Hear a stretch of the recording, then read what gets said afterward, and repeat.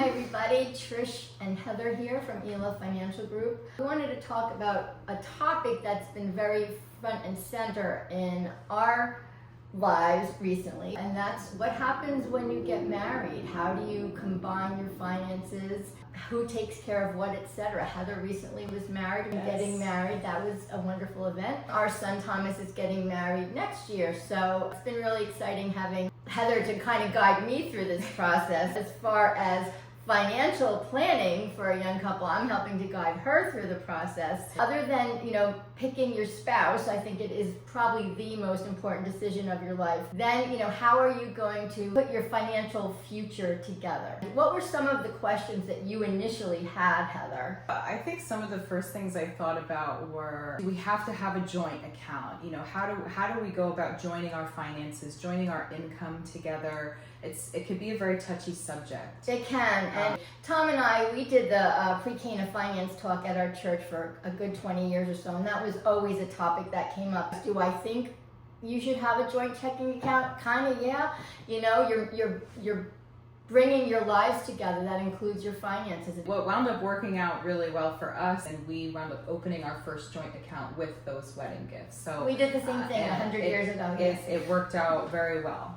Another thing I think that is really front and center when people are getting married is, what financial good habits or bad habits, baggage if you will, are you bringing into the marriage? Basically how you were raised, what your parents did, that's very much influencing how you are with money. One of the biggest reasons people get divorced is over financial matters. Absolutely. Bringing in your financial behaviors, I think, is really important to have as a discussion prior to getting married. And my husband and I, we made that a priority for kind of go over what are his habits, what are my habits. It could be a hard conversation to have. It was a little uncomfortable. I can spend money and he can save money, which is a beautiful thing. So he's teaching me a lot. I'm very fortunate in that way. That's awesome.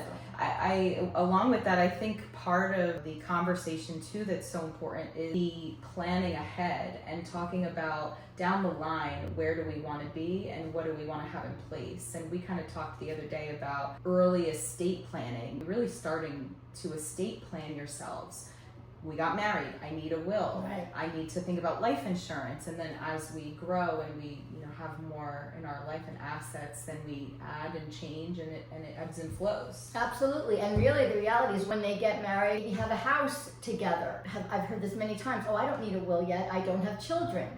Do you have a house? Do you have assets? Laws, if you or your spouse pass away without a will, it's not beneficial to the surviving spouse. No, it's going to go back to your parents. Correct. So you need a will immediately. The guardianship issue is also a big stumble. Look at it this way. Your imperfect decision is better than some judge's perfect decision. As soon as there's children in the mix, get that guardianship written down in a will form so that that's done. Also, insurances. What makes the most sense? Also, beneficiaries. You may have IRAs, 401ks, insurance policies.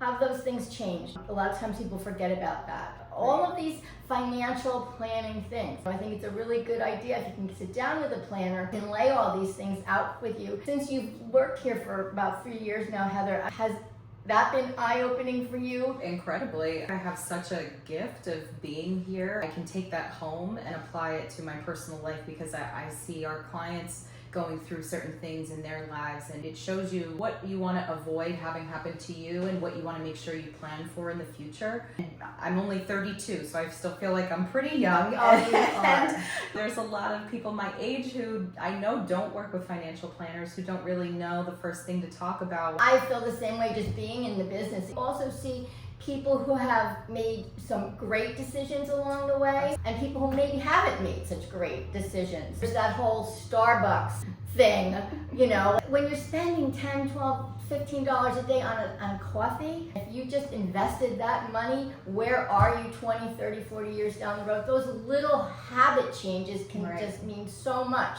Time is your greatest asset when you're trying to build a financial future for yourself. Certainly trying, and I think along those same lines, that we each kind of are bringing a role to the marriage of who's the money person, but also having it so that both of us know what to do. I've seen clients where their spouse passes away and they don't know how to handle the bills. They don't know what to do with this. They don't know where or what he did or what she did with that. We've been working very hard to work together on managing everything and budgeting and having those open conversations. I think those are two really important things. Number one, there's no right or wrong answer. We got married. Tom, as the financial advisor at that point, he was handling it. And you know what?